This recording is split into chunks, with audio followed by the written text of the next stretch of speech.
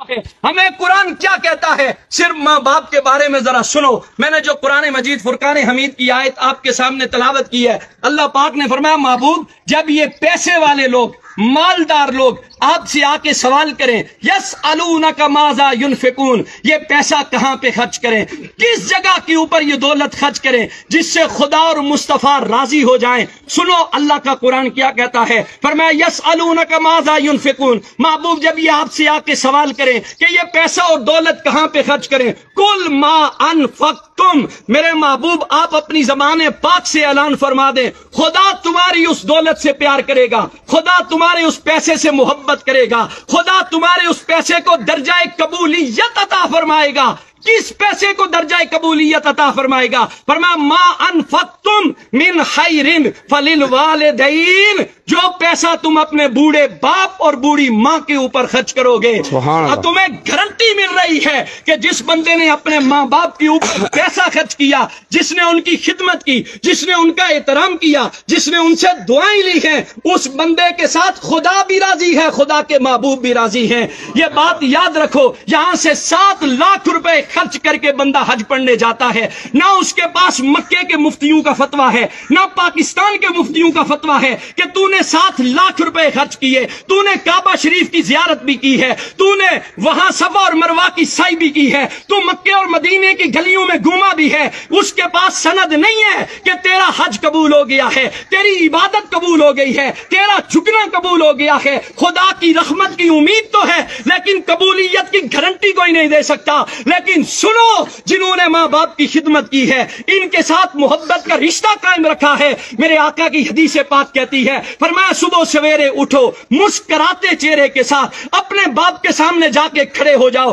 اپنی ماں کے سامنے جا کے کھڑے ہو جاؤ، ہنستے مسکراتے چہرے کے ساتھ۔ ان کی خدمت تو بات کا درجہ ہے، ان کو پیسے دینا تو بات کا درجہ ہے، صرف اپنے ماں باپ کی مسکراتے چہرے کے ساتھ ان کی زیارت کر لو۔ حضور علیہ الصلوۃ والسلام نے فرمایا گارنٹی ہے اسے کہ میرا رب اسے مقبول حج کا ثواب عطا فرمائے گا۔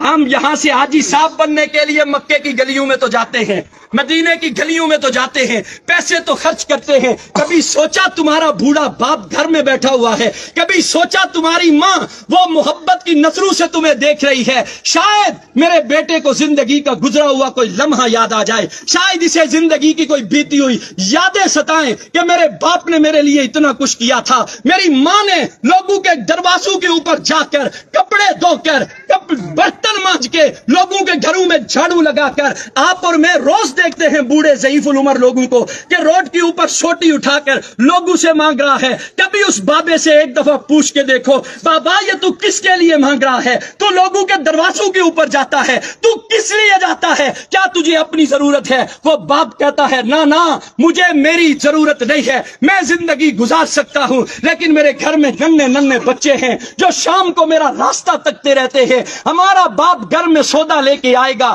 ہمارے لیے اناج لے کے آئے گا، وہ سارا دن دھوپ کے اندر رہ کر محنت کر کے تمہارے لیے لا کے وہ خرید کر کے لاتا ہے۔ کبھی تمہارے دل کے اندر حیا پیدا نہیں ہوئی؟ آج تمہارا باپ تمہارے سامنے کھڑا ہے اور ہماری یہ نوجوان نسل اپنے باپ سے کہتی ہے او جی تساں ڈن بھائی ہوئی جی انہاں دا دماغ یا کم نہ کرنا، سڑکیں چنی تے سڑے نوجوان اپنے پیو نے بارے چیا گلاں نے، پاپا تس ناراض نہ ہویا، سڑے ابے اور نے دماغ یا کم نہ کرنا، محلے والے گچھیا نے سڑے اما نے دماغ یا کم نہ کرنا۔ میں حیران ہوتا ہوں ایسی اولاد پر۔ یاد رکھ لو جو قرآن اور حدیث ہمیں پیغام دیتا ہے، خدا کی عزت کی قسم کھا کے کہتا ہوں خدا دولت سے پیار نہیں کرتا، جو دولت ماں باپ پہ خرچ نہ کرو، وہ تمہارے سجدے، تمہاری عبادات، تمہاری ریاضات، تمہارا قرآن کی تلاوت کرنا، اگر تمہارے بوڑھے ماں باپ تم سے ناراض ہیں تو یہ بات دل سے نکال دو، خدا تمہارے سجدوں کو قبول کرے گا، خدا تمہاری عبادت کو قبول کرے گا۔ ماں کا تو کیا کہنا میرے بھائی،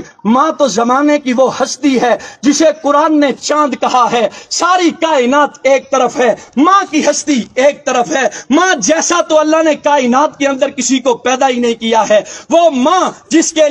کے بارے میں ایک شاعر بول کے کہتا ہے ایک مدت سے میری ماں نہیں سوئی تابش، میں نے فقط ایک بار کہا تھا کہ مجھے ڈر لگتا ہے۔ تابش کہتا ہے میں نے زندگی میں ایک مرتبہ کہا اماں مجھے ڈر لگتا ہے، اس کے بعد میری ماں نے سونا ہی چھوڑ دیا۔ ایک اور شاعر بول کے کہتا ہے، وہ کہتا ہے وہ اس ڈر سے دوپہر دوپہر کے وقت بچوں کو سلا دیتی ہے، شاید کھلونے بیچنے والا پلٹ کے واپس نہ آ جائے۔ ایک اور شاعر بول کے کہتا ہے، وہ کہتا ہے جس گھر میں روٹیاں 4 ہوں بندے 5 ہوں، اس گھر سے ایک ہی ہستی کی صدا بلند ہوتی ہے، مجھے بھوک نہیں ہے، وہ کوئی اور نہیں ہوتا، رب کعبہ کی قسم وہ ماں ہوتی ہے۔ ایک اور شاعر بول کے کہتا ہے، وہ کہتا ہے